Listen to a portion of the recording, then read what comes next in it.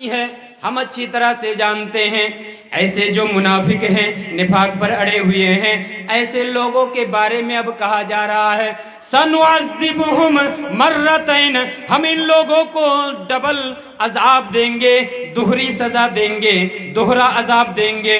ثم یردون الی عذاب عظیم، پھر ڈبل عذاب دینے کے بعد، دوہری سزا دینے کے بعد پھر ان لوگوں کو ایک بڑے عذاب کی طرف پیش کیا جائے گا۔ دوہری سزا دیں گے۔ اور دوہری سزا سے مراد کیا ہے؟ مفسرین نے بیان کیا ہے کہ دوہری سزا سے مراد ایک سزا دنیاوی، یعنی دنیا میں وہ ذلیل، خوار، رسوا ہوں گے، بے عزت ہوں گے، اور عذاب قبر سے دوچار ہوں گے، قبر کے اندر بھی ان کو عذاب دیا جائے گا۔ اور ایک آخرت یعنی قبر کا عذاب جب قیامت قائم ہوگی، پھر سب تمام چیزوں کا حساب کتاب ہوگا، پھر جنت جہنم کا بٹوارا ہوگا، وہ تو عذاب ہے ہی ہے، لیکن قبر کا عذاب انہیں بھی دیا جائے گا۔ تو دوہری سزا، دوہرا عذاب دیں گے۔ اس سے بھی پتہ چلا کہ قبر کا عذاب یہ برحق ہے، یہ سچ ہے، اس کو انکار کرنے کا کوئی راستہ نہیں ہے۔ اسی طرح ایک اور آیت دیکھتے ہیں، سورہ طور، سورہ نمبر 52، آیت نمبر 47۔ وَإِنَّ لِلَّذِينَ ظَلَمُوا عَذَابًا دُونَ ذَلِكَ وَلَكِنَّ أَكْثَرَهُمْ لَا يَعْلَمُونَ، اور بے شک جو لوگ ظالم ہیں، وَإِنَّ لِلَّذِينَ ظَلَمُوا، جن لوگوں نے ظلم کیا، جو ظالم ہیں، انیائی کاری، اتیاچاری ہیں، عَذَابًا دُونَ ذَلِكَ، ایسے لوگوں کے لیے اس بڑے عذاب سے پہلے ایک چھوٹا عذاب، اس سے چھوٹا، اس سے تھوڑا کم تر عذاب ہیں۔ وَلَٰكِنَّ أَكْثَرَهُمْ لَا يَعْلَمُونَ، لیکن اکثر لوگ نہیں جانتے ہیں، اکثر ظالمین، اکثر انیائی کرنے والے، اکثر ظلم کرنے والے یہ نہیں جانتے ہیں، لیکن ان لوگوں کو بڑے عذاب سے پہلے اس سے ایک چھوٹا عذاب سے دوچار ہونا پڑے گا۔ عذابًا دون ذالک سے مراد مفسرین اکرام نے بیان کیا ہے، عذابًا دون ذالک اے عذاب القبر، قبر کا عذاب، قبر کے عذاب سے ان کو دوچار ہونا پڑے گا۔ اس سے بھی پتہ چلا کہ قبر کا عذاب یہ برحق ہے، حق ہے، ثابت ہے۔ ایک اور آیت لیتے ہیں، سورہ ابراہیم، سورہ نمبر 14، آیت نمبر 27۔ یثبت اللہ الذین آمنوا بالقول الثابت فی الحیات الدنیا وفی الآخرہ۔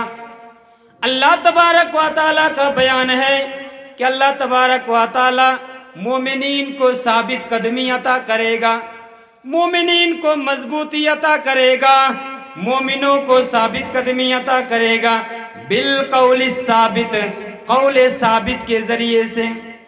ابھی آپ سمجھ پائیں گے جب میں ایک حدیث بیان کروں گا یہ قول ثابت سے مراد کیا ہے۔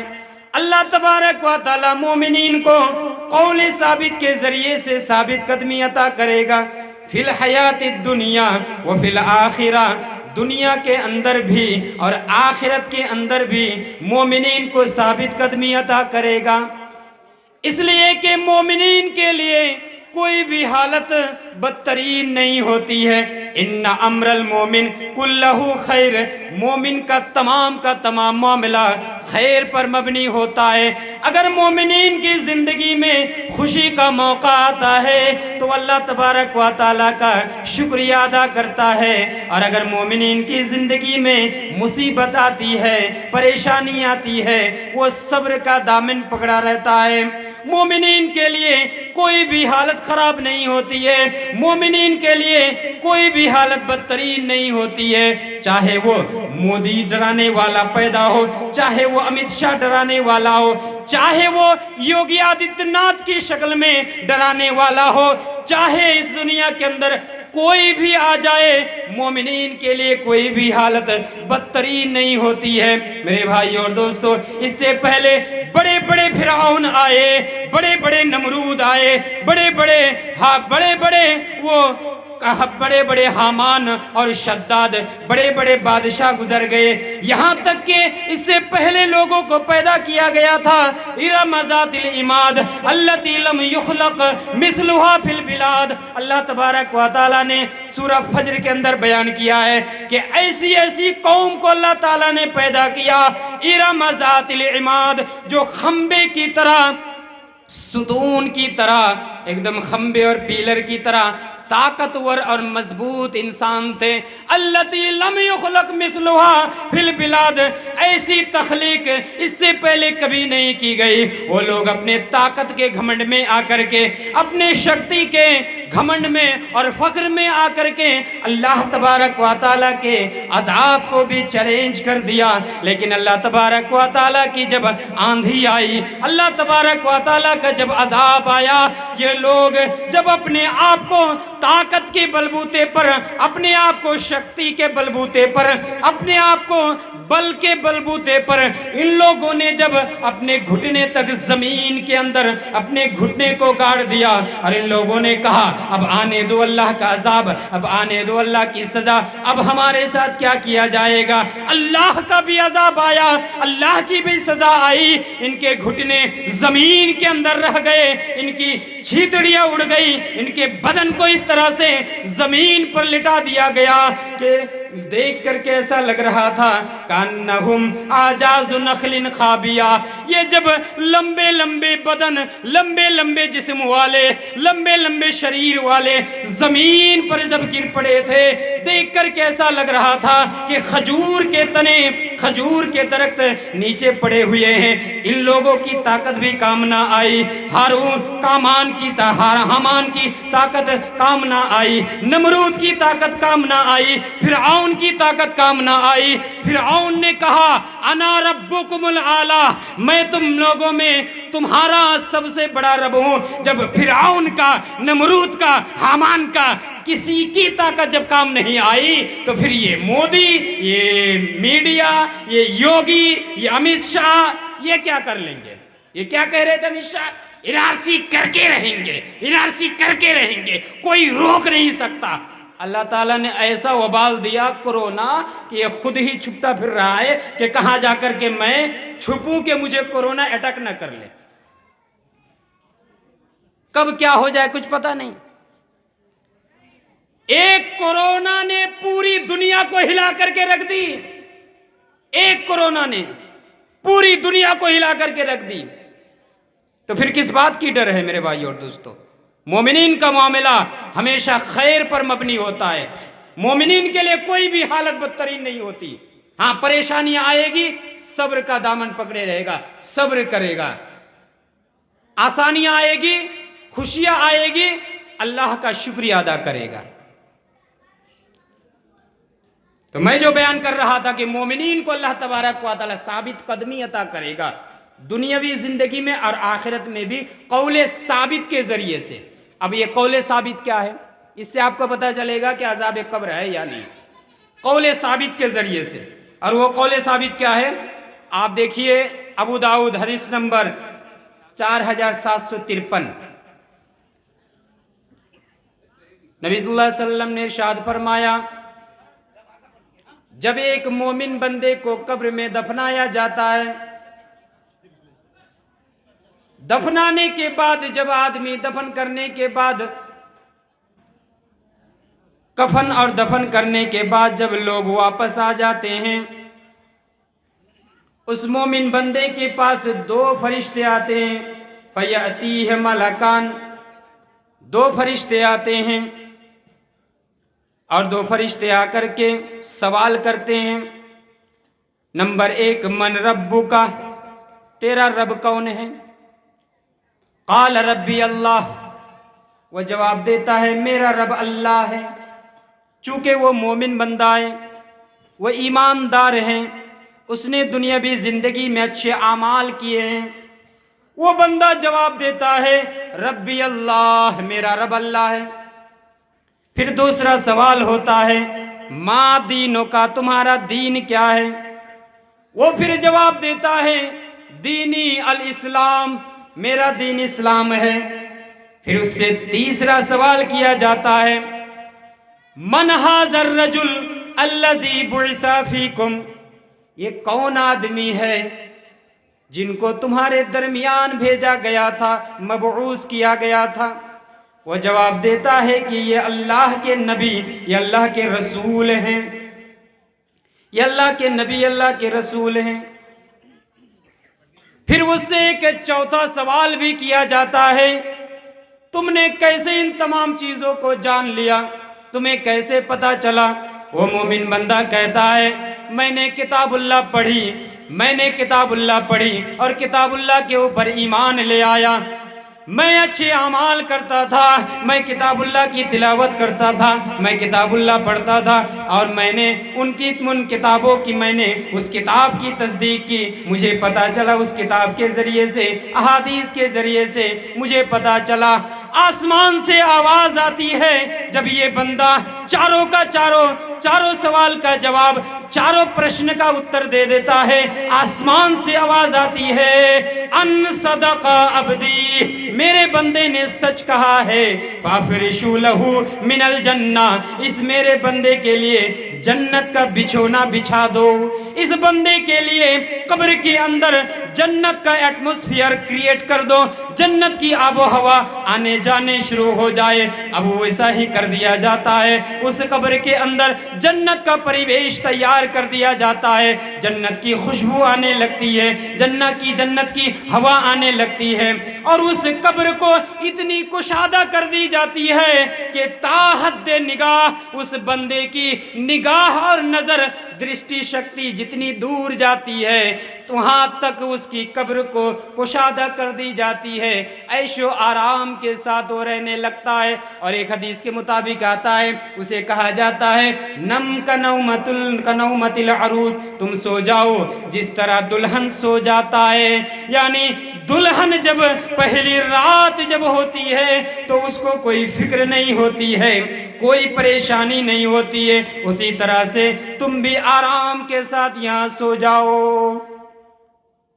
लेकिन दूसरी तरफ जब उसी कब्र में एक काफिर को दाखिल किया जाता है, एक काफिर को दफन किया जाता है, उससे भी सवाल होता है, मन रब्बु का, तेरा रब कौन है? वो कहता है हा ला अदरी, हाय अफसोस मैं नहीं जानता, हाय अफसोस आई डोंट नो, मैं नहीं जानता। फिर उससे दूसरा सवाल होता है, मा दीनो का, तुम्हारा दीन क्या है? फिर वो कहता है हा ला अदरी, हाय अफसोस मैं नहीं जानता, आई डोंट नो, मैं नहीं जानता। फिर तीसरा सवाल होता है, मा हाज़र रजुल अल्लज़ी बुइसा फीकुम, ये कौन सा आदमी है जिनको तुम्हारे दरमियान मबूस किया गया था? फिर भी वो कहता है हा ला अदरी, हाय अफसोस मैं नहीं जानता। इस हदीस के अंदर जरा गौर कीजिए, जो लोग नबी को नूर कहने वाले, नबी को बशर ना मानने वाले, नबी को इंसान ना मानने वाले, वो जरा गौर करें। यहाँ हदीस के अल्फाज है, मन माहाज़र रजुल, ये कौन सा आदमी है? और रजुल का लफ्ज इस्तेमाल किया गया है, ये कौन सा आदमी है? यानी नबी सल्लल्लाहु अलैहि वसल्लम ये आदमी है, ये इंसान है, ये कोई नूर नहीं है, ये कोई फरिश्ता नहीं है। तो ये कौन सा आदमी है? तमाम के तमाम जवाब में वो कहता है मैं नहीं जानता। फिर उससे जब चौथा सवाल किया जाता है, तुम क्यों नहीं जानते? इन तमाम सवालों का जवाब, इन तमाम प्रश्नों का जवाब और उत्तर तुम क्यों नहीं दे पा रहे हो? वो कहता है कि मैं कुरान ना पढ़ता था, ना मैं कुरान के ऊपर मेरा ईमान था, मैं शरीयत को नहीं मानता था, इसलिए मुझे पता नहीं है, कुछ भी पता नहीं है। तुम लोग क्या पूछ रहे हो? मुझे, मेरे पल्ले में कोई भी नहीं पड़ रहा है। आसमान से फिर आवाज आती है, अन कज़ब अब्दी, मेरे बंदे ने झूठ कहा है, ये मेरा बंदा झूठा है। झूठा क्यों है? इसलिए कि इसके पास आयतें आई थी, इसको समझाया गया था, बुझाया गया था, नसीहतें की गई थी, नबियों ने समझाया, रसूलों ने समझाया, वरसतुल अंबिया ने समझाया, इनको बार बार सतर्क किया गया, सावधान किया गया, लेकिन ये ईमान नहीं ले आए, ये इनकार करते रहे, ये अस्वीकार करते रहे, इसलिए ये झूठा है। इसके लिए इसके कब्र में जहन्नम का एटमॉस्फेयर तैयार कर दो, जहन्नम की गर्मी आ जाने दो। अब उसकी कब्र को कुशादा से तंग की जाती है, यहाँ तक कि हदीस के अल्फाज है, हत्ता तख्तलिफा, हत्ता तख्तलिफा फीह अज़लाउहु, यहाँ तक कि उसके जो पसलियाँ हैं वो पसलियाँ एक तरफ से दूसरी तरफ जाने लगती है। दाहिनी पसलियाँ बाईं तरफ, बाईं पसलियाँ दाहिनी तरफ, एक दूसरे की पसलियाँ एक दूसरे की तरफ चली जाती है और उसकी कब्र को एकदम तंग कर दी जाती है और उस कब्र के अंदर फिर 99 सांप को मुसल्लत कर दिया जाता है। हाँ मेरे भाई और दोस्तों, एक नहीं दो नहीं 99 सांप को मुसल्लत किया जाता है। सही इब्न हिब्बान की हदीस है, नबी सल्लल्लाहु अलैहि वसल्लम ने फरमाया इन्नहु लयुसल्लतु अलैहिम तिस्अतुन व तिस्ऊन तिन्नीना, ऐसे काफिरों के कब्र के अंदर 99 सांप को मुसल्लत किया जाता है। और 99 सांप जो तिन्नीन का लफ्ज इस्तेमाल किया गया है, आगे अल्लाह के नबी ने तिन्नीन का माना बताया कि क्या तुम जानते हो तिन्नीन का माना क्या है? तिन्नीन का माना है कि लिकुल्ली तिस्अतुन व तिस्ऊन हय्या, 99 सांप को मुसल्लत किया जाता है। और 99 सांप वो कितना खतरनाक सांप होता है। आगे अल्लाह के नबी सल्लल्लाहु अलैहि वसल्लम ने फरमाया लिकुल्ली हय्यतिन सबअतु रूस, एक एक सांप का 7 सर होगा, 7 मुंह होगा। एक सांप का 7 सर होगा, 7, एक नहीं दो नहीं 7 सर होगा, 7 मुंह होगा और उस 7 मुंह के जरिए से वो डसेगा, वो नोचेगा, वो खाएगा। और कहा गया है कि वो इतनी खतरनाक और जहरीली सांप है कि उनमें से अगर एक सांप अगर दुनिया के अंदर एक मर्तबा अगर सांस ले ले, एक मर्तबा अगर निश्वास ले ले, तो फिर इस दुनिया के अंदर कोई भी हरियाली ही ना हो, कोई भी पौधा ही ना उगे। एक सांप अगर इस दुनिया के अंदर आकर एक मर्तबा सांस छोड़ दे, अपनी फूंक छोड़ दे, तो फिर इस दुनिया के अंदर कोई हरियाली ही ना हो, माँ अम्बतत खजरा, कोई हरियाली ही ना हो, कोई पौधा ही ना उगे। इतनी खतरनाक सांप काफिरों के कब्र में मुसल्लत किया जाएगा। एक नहीं दो नहीं 99 सांप मुसल्लत किए जाएंगे। इसे भी पता क्या चला कि अजाब कब्र ये साबित है, सच है, हक है। और इसी बात को आयशा रज़ियल्लाहु तआला अन्हा ने नबी सल्लल्लाहु अलैहि वसल्लम से पूछा। तिरमिज़ी निसाई की रिवायत है, हदीस नंबर 1308, ये निसाई की रिवायत है। आयशा रज़ियल्लाहु तआला अन्हा कहती है कि मैंने सअलतु रसूलुल्लाह सल्लल्लाहु अलैहि वसल्लम अन अज़ाबिल कब्र, मैंने रसूलुल्लाह सल्लल्लाहु अलैहि वसल्लम से सवाल किया कब्र के अजाब के मुताल्लिक। तो आपने क्या कहा? नाम अज़ाबुल कब्र हक, हाँ कब्र का अजाब ये हक है। अब ये जब आपने कह दिया तो आयशा रज़ियल्लाहु तआला ने कहती है कि मा रअयतु रसूलुल्लाह सल्लल्लाहु अलैहि वसल्लम युसल्ली सलातन बअदु इल्ला तअव्वज़ मिन अज़ाबिल कब्र, मैंने इसके बाद बादो बादा बयान हादल हदीस, इस हदीस को बयान करने के बाद मैंने कभी भी नबी सल्लल्लाहु अलैहि वसल्लम को ऐसा नहीं देखा कि आपने कभी नमाज पढ़ी हो और कब्र के अजाब से पनाह ना मांगी हो। हमेशा अल्लाह के नबी इस वाक़या के बाद, इस हदीस को बयान करने के बाद हमेशा नमाज में क्या करते थे? कब्र के अजाब से पनाह मांगते थे। इसलिए मेरे भाई और दोस्तों, हमें कब्र के अजाब से अगर बचना है तो इस दुनिया के अंदर भी अच्छे अमाल करना है और नमाज के अंदर हमें कब्र के अजाब से पनाह मांगना है। लेकिन अफसोस इस बात की है कि हम कब्र के अजाब से पनाह तब मांगेंगे जब हम नमाज पढ़ेंगे, तब नमाज ही अगर हम ना पढ़ें तो फिर कब्र के अजाब से